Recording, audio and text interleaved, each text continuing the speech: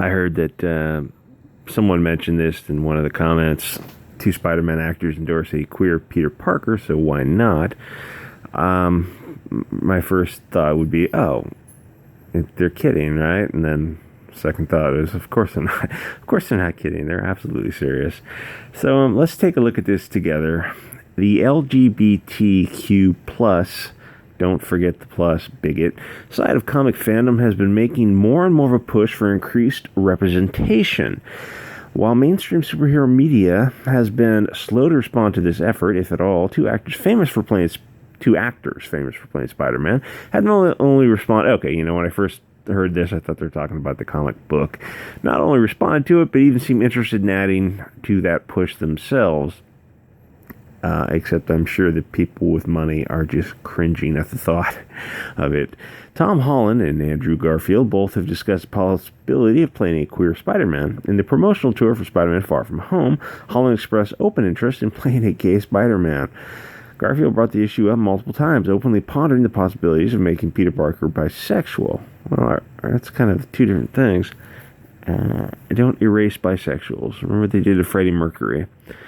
Related to the MCU, okay. When Stan Lee heard about Garfield's initial comment, he responded with a joke that could be construed as being in poor taste. Stanley said, "He's becoming bisexual. Who have you been talking to? Seriously, I don't know anything about that. And if it's true, I'm going to make a couple of phone calls. I figure one sex is enough for anybody." I wish I could do Stan Lee's voice. Rest in peace, Stanley. You are a one in a million. A very, very special guy. And remember that Stan Lee was probably in his 90s when they interviewed him. I don't see how that joke is in poor taste. He's telling you that no, he does not want to see Spider-Man, Peter Parker, as bisexual. That should be very, very clear. Garfield addressed the backlash to his comment, which he proposed a potential romance between himself and male MJ, played by Michael B. Jordan. Listen, what I said in that Entertainment Weekly interview was a question. It was just a simple philosophical question about sexual orientation, about prejudice. I obviously long for a time where sexual orientation, skin color, is a small thread in the fabric of a human being. All men are created equal, and women as well. Wow. I think the term men or all men are created equal, it actually means mankind. It's inclusive of both sexes. Because that's just the way our language works. Our language is slow to change, so you don't have to worry about trying to change it overnight. It will change slowly. Speak, the idea of me and Michael Jordan getting together was tongue-in-cheek, absolutely tongue-in-cheek. It would be illogical for me in the third movie to be like, I'm kind of attracted to guys. That's just not going to work. That's clear. Statements were made in 2013. The world is a very different place right now. Oh, yes, it is. Debates like this are still raging on between the 12 Twitter psychopaths and the, I don't know what, gay Spider-Man fans. The 5% of the fans are gay, I guess. Beyond, and no respect to gay people. I love them. They're fine. But, you got to keep the numbers realistic here. It's like 5% can't support an industry that is supported by 95%. Beyond homophobia, is there any good reason? Yeah, money. And is there any good reason why Spider-Man can't be any sexual orientation other than straight? Yes, money.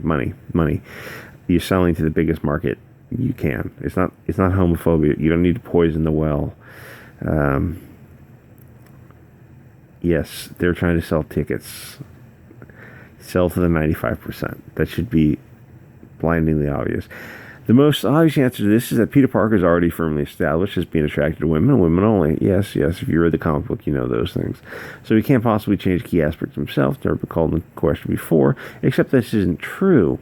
Say what? Many people might not realize that they're attracted to people of the same gender until years down the road. This can happen for a myriad of reasons, but more often than not because they've been deliberately or unconsciously suppressing these feelings due to a sense of guilt or denial of the truth. Well, in modern year, people are pretty well out of the closet. They know they can move to a city where it's accepted. It's not people. I don't know how much unconscious suppression goes on anymore. Some I'm sure, but probably not as much as it used to be. This exact concept played out in the comics not long after Garfield and Lee's comments. Iceman, oh dear lord, Iceman of the X-Men, as it turned out, was gay for his entire life. Oh, is that how it turned out, or is it just the caprice of an artist? But had so deeply suppressed his orientation that no one realized it. He even dated a woman for years, but that didn't change the fact that he was actually gay. When a man dates a woman, that's pretty much de facto heterosexuality. I mean, that's a heterosexual act. When men date women, that's not gay. But that didn't actually. He might have been. You know what? You might be able to make him bisexual, pansexual, whatever. But if he's with women, that means he really likes women. You don't. Straight people wouldn't date straight people just because of societal pressure. Gay people, I don't think they might. I don't know. Maybe I don't know. But it's just like in current year, this kind of stuff is less likely to happen.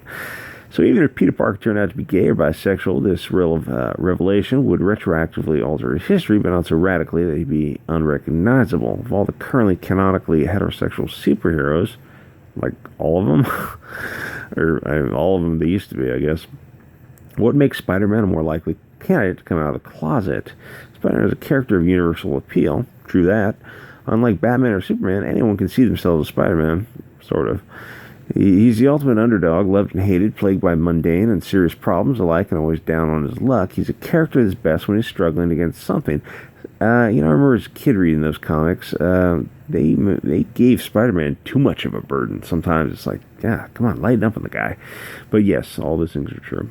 Garfield himself addressed this belief better than anyone else when he added to his previously quoted comments.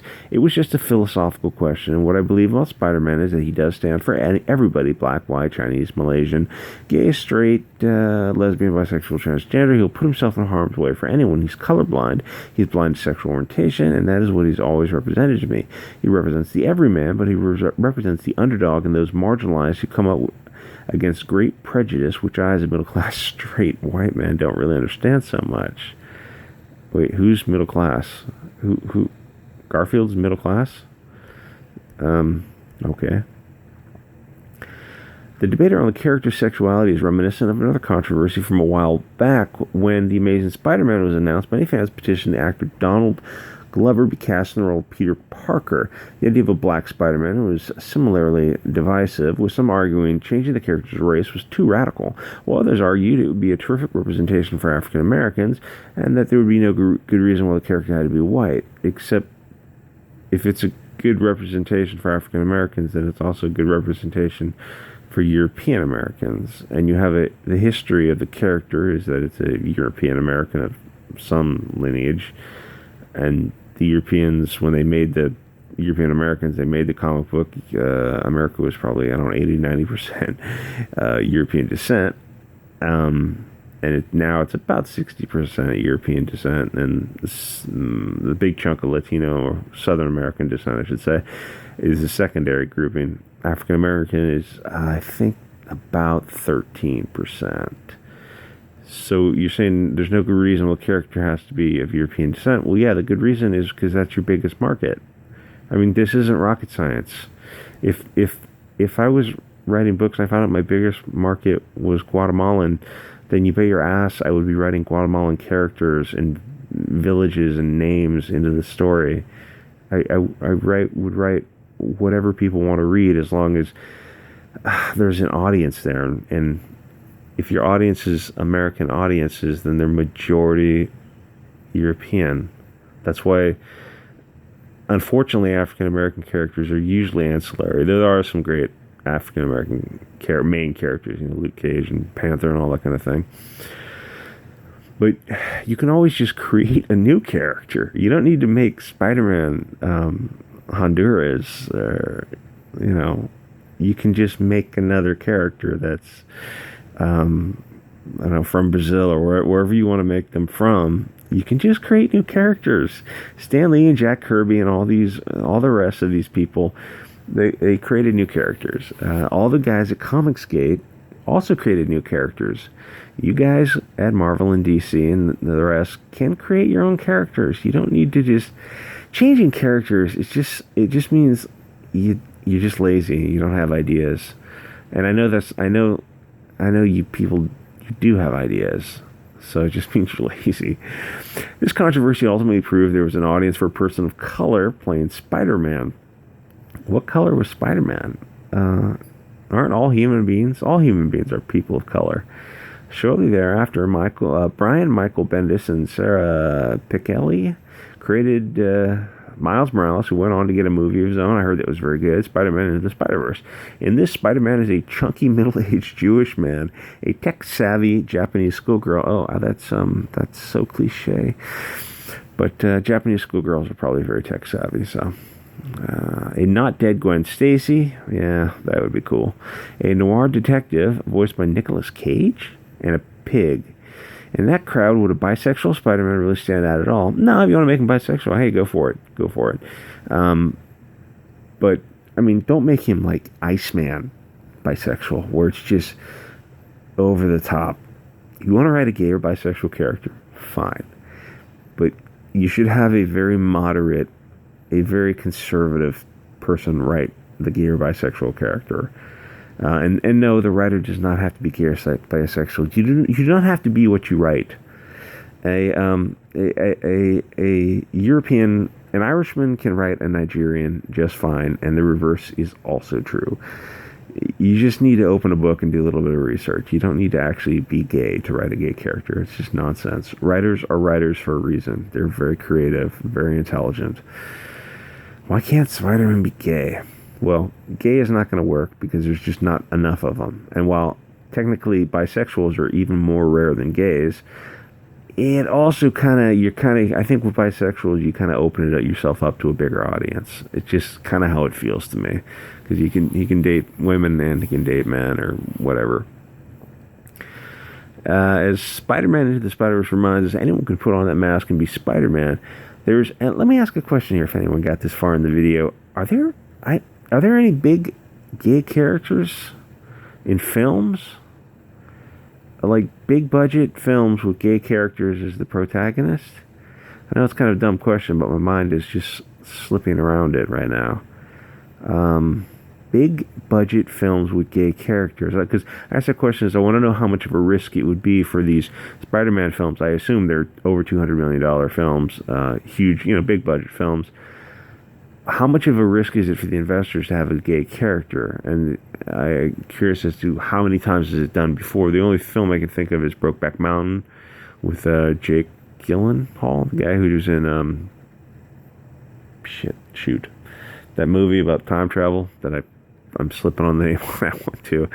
I think it was him.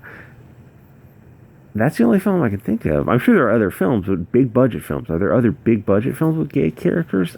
Nothing's coming to mind. Okay, the only thing you need is to have Spider-Man be queer is for someone to write the story. Yeah, go have one of the comics guys. Have Doug TenNapel write the story. Have Mike Miller write the story. I guess that's the end of the article.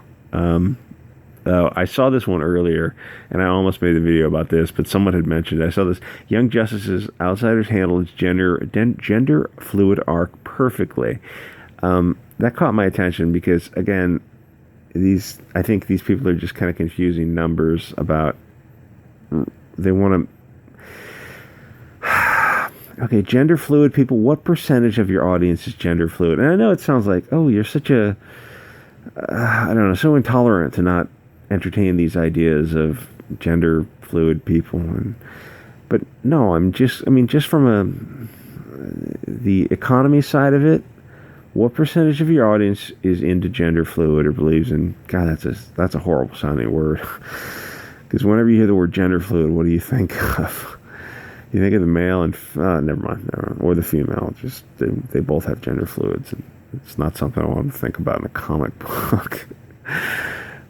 Okay, so my point is that this is a very, very small portion of your audience. And what portion of your audience are you alienating when you do this kind of stuff? Anyway, I think there was one other thing in here that was kind of weird. And I didn't think the Venom movie was that good.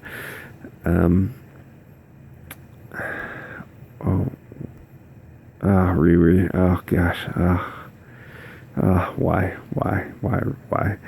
Um, but again, it wasn't. I think I remember reading Riri. It wasn't absolute SJW cringe. It just wasn't very good.